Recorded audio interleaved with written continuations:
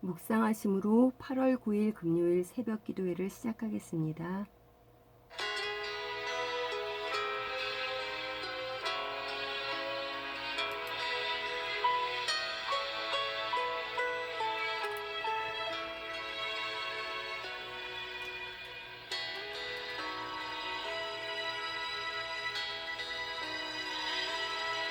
나를 지으신 이가 하나님, 나를 부르신 이가 하나님, 나를 보내신 이도 하나님,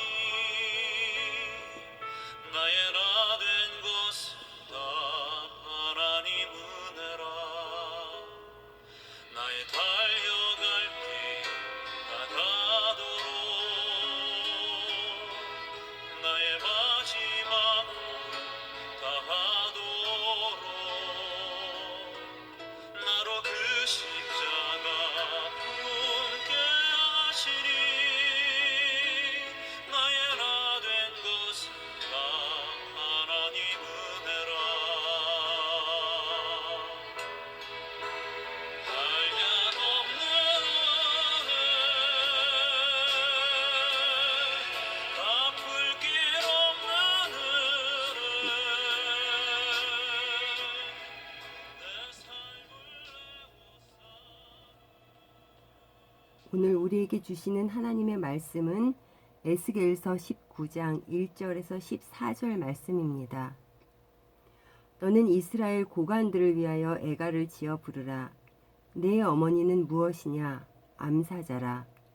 그가 사자들 가운데에 엎드려 젊은 사자 중에서 그 새끼를 기르는데 그 새끼 하나를 키움에 젊은 사자가 되어 먹이 물어뜯기를 배워 사람을 삼킴에 이방이 듣고 함정으로 그를 잡아 갈고리로 깨어 끌고 애굽 땅으로 간지라.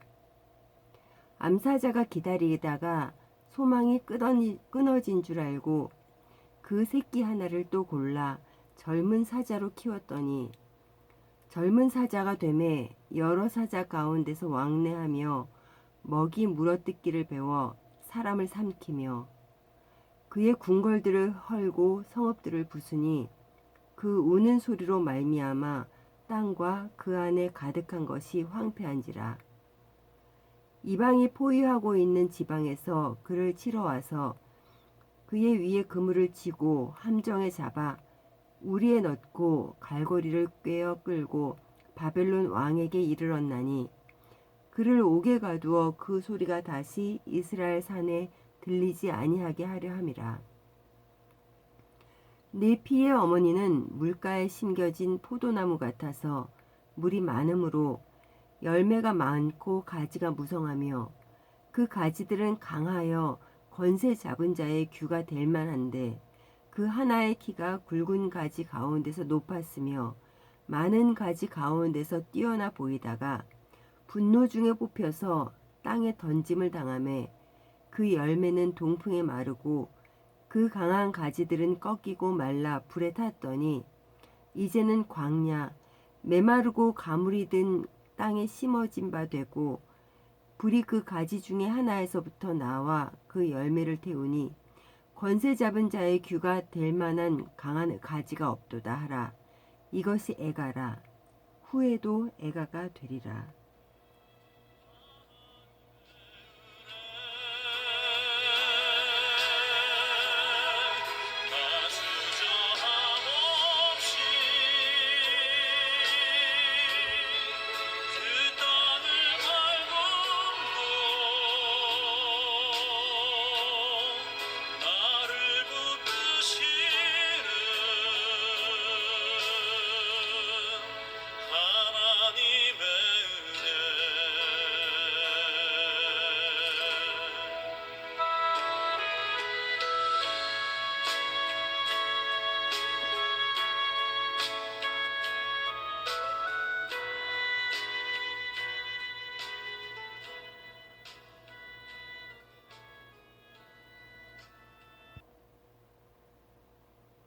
이스라엘 백성들은 사사시대에 왕을 세워달라고 했습니다. 그래서 세워진 일대 왕이 사울 왕입니다. 2대가 다윗 왕, 3대가 솔로몬 왕. 이 중에 하나님 마음에 온전히 합한 사람은 다윗 왕 뿐이었습니다. 그리고 솔로몬 왕 이후에 북이스라엘과 남유다로 나뉘어집니다. 북이스라엘에는 19명의 왕이, 남유다에는 20명의 왕이 있었습니다. 북이스라엘에는 선한 왕이 하나도 없었고 남유다에는 8명의 선한 왕이 있었습니다. 왕정시대 520여 년 동안 4분의 3 정도의 왕들이 하나님을 멀리 했다는 것입니다. 하나님의 백성의 행실이 이러하니 이들을 바라보는 하나님의 마음은 참으로 안타깝고 슬프셨을 것입니다. 에스겔서는 이렇게 하나님을 떠나 악을 행한 남유다의 마지막 때를 다루고 있는데요. 오늘 본문은 하나님께서 에스겔에게 애가로 지어 부르게 하신 내용입니다. 1절에서 9절의 비유에는 두 사자가 나옵니다. 이 두 사자는 17대 여호아하스 왕과 19대 여호야긴 왕을 가리킵니다. 여호아하스 왕은 애굽으로 끌려갔고 여호야긴 왕은 바벨론으로 끌려갔습니다. 오늘 본문에 보니 17대 왕인 여호아하스는 사자가 자기 먹이를 잡아서 물어뜯듯이 사람을 잔혹하게 물어뜯을 것이라고 합니다. 이 말은 하나님의 뜻을 외면하고 백성들을 자신의 먹잇감으로 생각하며 할 수 없는 짓들을 했다는 것입니다. 그래서 어떻게 됐습니까? 4절입니다. 이방이 듣고 함정으로 그를 잡아 갈고리로 꿰어 끌고 애굽 땅으로 간지라.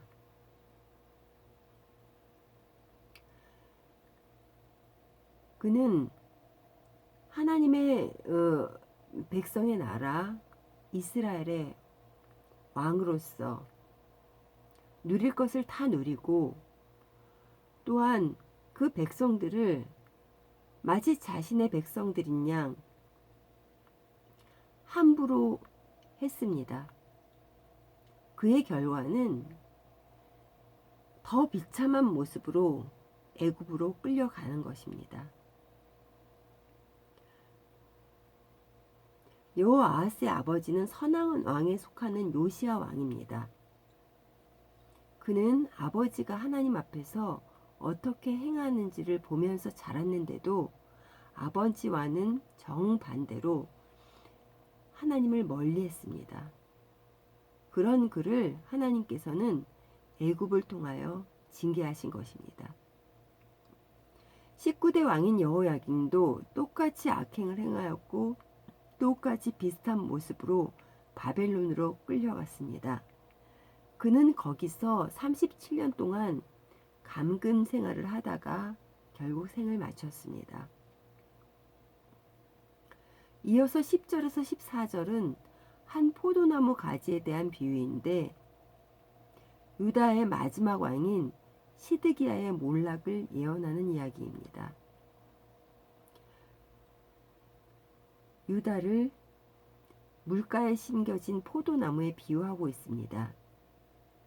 하나님께서는 열매도 많이 맺히고 가지도 풍성하게 할 수 있도록 물이 풍성한 물가에 포도나무를 심어 놓으셨습니다. 그런데 물가에 심겨진 포도나무가 어떻게 됐습니까? 11절에서 13절입니다.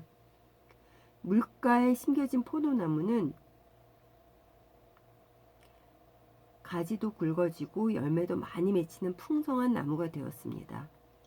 그런데 그 중에 가지 하나가 굵고 다른 큰 가지보다 더 높고 뛰어나 보이는 것이 있었습니다. 이것은 남유다의 마지막 왕인 시드기야의 교만함을 비유한 것입니다. 그런데 이 포도나무 뿌리가 뽑혀서 땅에 던짐을 당하니까 가뭄이 들어 마른 땅에 심겨진 것 같이 되었습니다. 이것은 바벨론의 포로가 됨을 상징하는 말입니다. 에스겔 애가는 이렇게 마칩니다. 14절입니다. 불이 그 가지 중에 하나에서부터 나와 그 열매를 태우니 권세 잡은 자의 규가 될 만한 강한 가지가 없도다 하라. 이것이 애가라. 후에도 애가가 되리라. 유다는 시드기야 왕을 끝으로 더 이상 왕이 될 사람은 없을 것이라는 예언입니다. 더 이상 하나님을 경외하지 않는 상태에서는 왕이 세워져서도 안 됩니다. 영적 악순환일 뿐입니다. 사랑하는 성도 여러분, 열왕기서에서 선한 왕과 악한 왕의 구분은 여호와 보시기에 정직하게 행하였다. 여호와 보시기에 정직히 행하지 아니하였다입니다. 우리의 모습도 여호와 보시기에로 평가가 됩니다. 애굽에서 미래가 보장되지 않는 종살이를 했던 이스라엘 백성에게 가나안이란 땅을 주시고 그곳에서 풍성히 살 수 있게 해주신 분은 바로 여호와 하나님이십니다. 그들의 인생을 이끌어 가시는 하나님을 잊는 순간 교만해질 수밖에 없습니다. 하나님 외의 것들에 시선을 두는 순간 교만의 길로 들어서는 것입니다. 하나님께 나의 삶의 선택을 묻지 않는다면 교만의 길을 선택하는 것입니다. 하나님께서는 너무도 교만해져서 하나님의 말씀이 더 이상 들리지 않는 자신의 백성들을 향하여 더 이상 그들의 삶을 진행할 수 있도록 허락하시지 않으셨습니다. 그들의 교만한 삶이 막혀질 때는 비참한 삶이 동반되어집니다. 일단 멈출 수밖에 없으셨던 하나님의 마음은 어떠하셨을까요? 그 모습을 보시는 하나님의 마음은 많이 아프셨을 것입니다. 하나님은 사랑이시기 때문입니다. 우리에게 주어진 모든 것, 바로 하나님의 은혜로부터 왔습니다. 우리가 습관적으로 이것도 하나님의 은혜야, 저것도 하나님의 은혜야 라고 입술로만 고백해서는 안 됩니다. 진정 하나님의 은혜를 우리의 가슴으로 뜨겁게 느끼고 우리의 삶의 행동으로 고백되어지기를 간절히 소원합니다.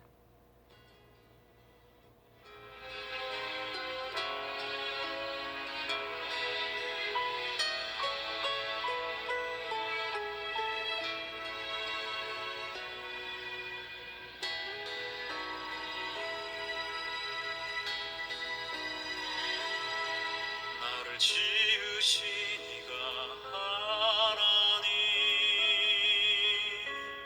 나를 부르신 이가 하나님, 나를 보내신 이도 하나님, 나의 나 된 것은 다 하나님 은혜라. 나의 달려갈 길 다가도록 나의 마지막 홀 다하도록 나로 그 십자가 함께 하시리. 나의 나 된 것은 다